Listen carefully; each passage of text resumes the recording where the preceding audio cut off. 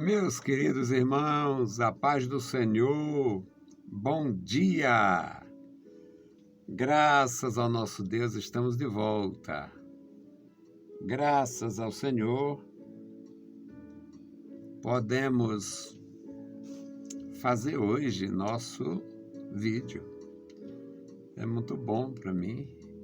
Tenho compromisso com Deus, tenho compromisso com a Igreja de Deus e tenho compromisso comigo. Compromisso com, não sei se ele tem assim uma embalagenzinha pessoal, talvez um pouquinho de, quem sabe, um pouquinho de orgulho, vaidade, carnalidade, não sei. Mas a história de não deixar, de não querer ser sepultado vivo. Eu não tenho muita dificuldade em admitir que o meu trabalho é pequeno, mas eu tenho enorme dificuldade em pensar que alguém vai simplesmente botar um entrave ali e eu não passo. Porque eu sempre fui muito teimosão. Para mim é uma virtude ser teimoso, insistente, persistente. Então, graças a Deus. Ontem tive um problema, fiquei sem energia por 15 horas e não foi negócio de conta minha não, foi problema da rede mesmo, da rua. Foi cruel, mas graças a Deus agora. E nós vamos meditar na palavra do nosso Deus. Aprender com Jesus é sempre muito bom. E eu passei muito tempo fazendo o programa com base em salmos e é muito bom também. O salmo é confortador e tal. Mas o Senhor Jesus tem uma mensagem com maestria. Mateus capítulo 11, um texto um tantinho longo para um horário curto, mas a gente dá um jeito. Mateus capítulo 11, versículos de 1 a 15. Aprender com Jesus vale a pena. Aconteceu que, acabando Jesus de dar instruções aos seus 12 discípulos, partiu dali para ensinar e pregar nas cidades deles. E João, ouvindo no cárcere falar dos feitos de Cristo, enviou 2 dos seus discípulos a dizer-lhe: És tu aquele que havia de vir, ou esperamos outro? E Jesus, respondendo, disse-lhes: Ide anunciar a João as coisas que ouves e vedes. Os cegos veem, os coxos andam, os leprosos são limpos, os surdos ouvem, os mortos são ressuscitados. E aos pobres é anunciado o Evangelho. E bem-aventurado aquele que não se escandalizar em mim. E eles, partindo, começou Jesus a dizer-lhes às turbas a respeito de João: Que fostes ver no deserto? Uma cana agitada pelo vento? Sim, que fostes ver? Um homem ricamente vestido? Os que trajam ricamente estão nas casas dos reis.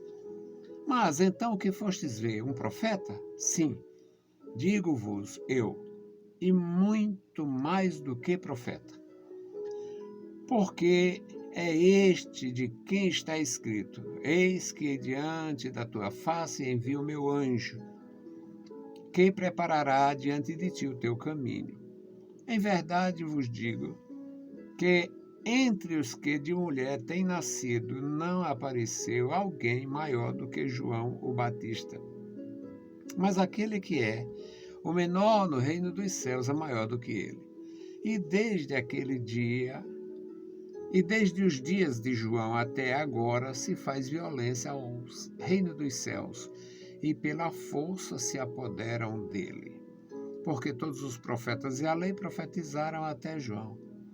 E se quereis dar crédito, é este o Elias que havia de vir. Quem tem ouvidos para ouvir, ouça.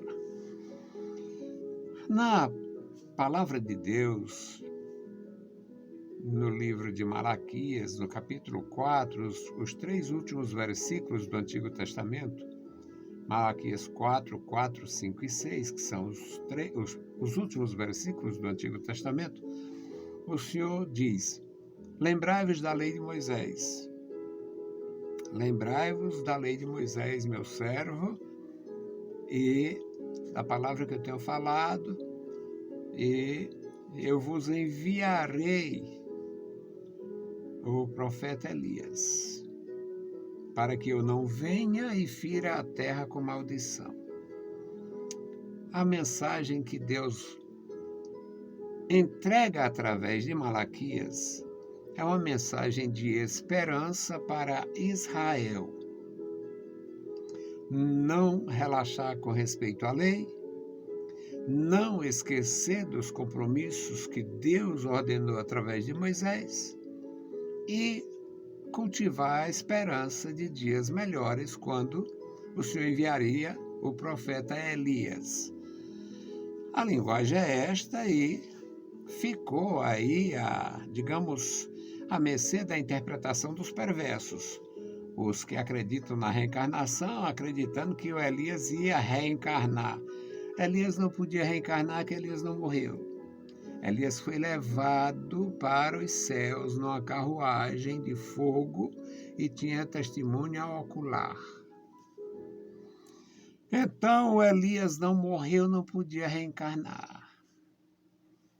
E não tem essa doutrina nas Escrituras. Essa doutrina é lá nos coitos de Satanás. A doutrina das Escrituras é novo nascimento e não reencarnação. É transformação e não nascer de novo em sucessivas experiências. Então, é a palavra de Deus no aspecto espiritual que os homens desviam. E lá no profeta Malaquias, eram essas recomendações. Não esquecer a lei de Moisés, não esquecer os compromissos com Deus e esperar Elias. O Senhor Jesus nasce só um pouquinho mais novo do que João, o primo dele, João Batista. Se criam em diferentes regiões do mesmo país. João era um profeta que Deus queria apresentar no determinado tempo. E Jesus era uma pessoa simples. É bem interessante. Jesus simplesmente era uma pessoa que se criou na família, aprendeu o ofício do pai e era reconhecidamente o filho do carpinteiro, que aprendeu carpintaria. O filho de Maria, que era carpinteiro. O irmão de fulano, cicrano, beltrano e fulaninho. Os filhos do carpinteiro. Então, Jesus era um simples filho de família. Enquanto que João o Batista era o profeta e era filho único, nascido milagrosamente na velhice de Zacarias e Isabel. Para cumprir a missão como o arauto de nosso Senhor Jesus Cristo, que, ao completar 30 anos, vai em busca de João para ser batizado. João resiste, mas mesmo assim é convencido e cede, e Jesus batiza o João. João, como você e eu, não sabia o que ele esperava. Não sabia que ia entrar na cadeia, que ia ser injustamente detido e ia ficar preso sofrendo. Deus, o nosso Deus, tem missão para nós e mediante a nossa estrutura, Ele sabe o que a gente resiste. Ele sabia que o João ia passar por aquilo. E quando João se vê, o homem da multidão, lá no deserto da Judéia, chamando a atenção de saduceu, fariseu, soldadesca, todo mundo ia atrás do João. E quando este homem da multidão se encontra sozinho numa prisão, trancafiado, sem saber nada do que poderia acontecer, ele manda 2 discípulos ir falar com Jesus. Muito embora ele tivesse apresentado Jesus como o Cordeiro de Deus que tira o pecado do mundo, a dúvida bateu no pobre do João, no prisioneiro João. E ele mandou ir falar com Jesus. com a seguinte pergunta: tu és o que havia de vir, ou a gente aguarda outro, espera outro? Será que eu me enganei? Mais ou menos isso. Jesus não manda, não faz um discurso. Olha, vai lá, diga ao João que sou eu mesmo e eu sou do bom. Não. Jesus disse: voltem e anunciem João o que vocês viram aqui. Diga para o João o que vocês puderam ver e ouvir. Os cegos veem, os coxos andam, os leprosos são purificados, os surdos ouvem, os mortos são ressuscitados e os pobres ouvem a mensagem de esperança. O evangelho é anunciado aos pobres. E bem-aventurado quem não se escandalizar em mim. Eles voltaram. Certamente João ficou confortado, mas morreu. Porque tinha cumprido a missão dele. E quando esses emissários de João saem, Jesus fala com aqueles que estavam ali. Vem cá, vocês foram ver o que no deserto? Uma cana agitada pelo vento? Isso é uma expressão dos dias de Jesus que significa uma coisa insignificante. O que é uma cana? E a força do vento? Uma cana agitada pelo vento. O que representaria? Praticamente nada. Mas Jesus pergunta: vocês foram ver o quê? Uma cana agitada pelo vento? Não tem resposta. Jesus diz: sim, o que fostes ver? Um homem chamando a atenção pelos trajes, pela grandeza da apresentação? Não. Os que assim se vestem estão nas casas dos reis, estão nos palácios. Mas o que fostes ver no deserto? Um profeta? Ah, sim. Vocês foram ver um profeta. E deixa eu dizer para vocês, o maior de todos os profetas, de todos os que nasceram naturalmente de mulher, nenhum é maior do que João. Jesus ia comprar, ou teve que pagar uma briga feia com os tradicionais. Porque todos tinham, na antiga dispensação, antes dos documentos escritos, o maior era Abraão. Depois do Abraão, no nascimento da nação, o maior era Moisés. E depois de Moisés, na solidificação da nação, o maior era Davi. Então, no conceito, no contexto do judaísmo, eles tinham 3 grandes elementos: Abraão, Moisés e Davi. E Jesus diz: dos que nasceram de mulher, nenhum é maior do que João.